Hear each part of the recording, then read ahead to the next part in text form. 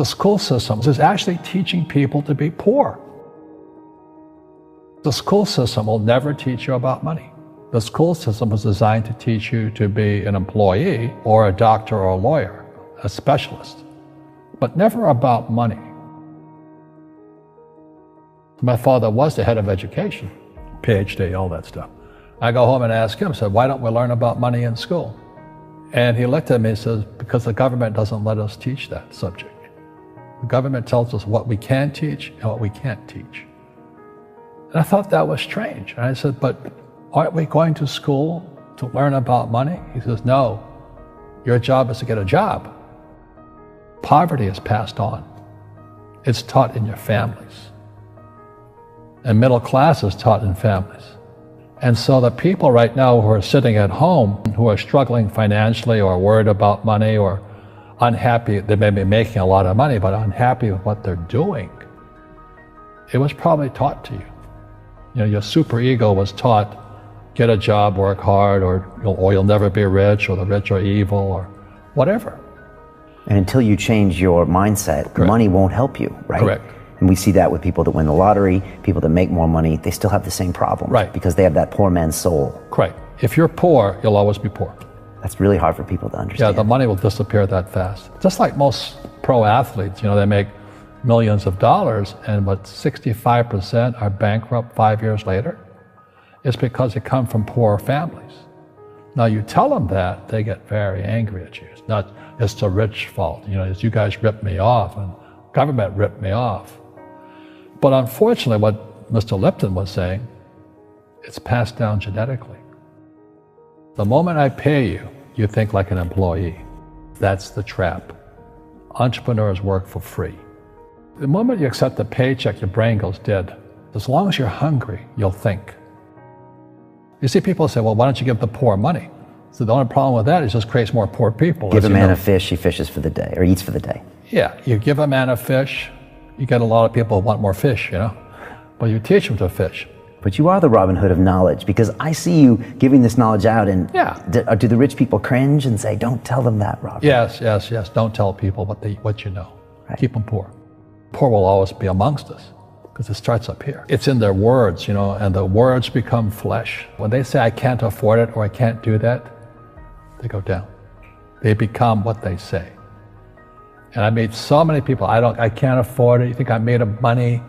My PhD dad, he says, what do you think I am, made of money? I can't afford that.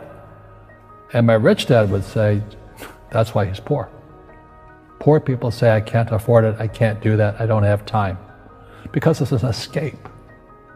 It's an escape, you know what I mean? It's easy to say, I can't afford it. Oh, I'm too tired. Oh, I can't go to the gym. When you could go to the gym, but no, I can't. Truth is, I'm just too lazy to go to the gym. And you play it safe, and you don't introduce new risks into your life, and so... I have job security. Right. And your rich dad used to say what instead of, I can't afford it? How can I afford it? How can I do that? What would it take, or why should I do that? A question opens the mind, a statement closes the mind. See, when you say, I can't afford it, your mind shuts down, and you become what you say. People say, well, money is not that important to me.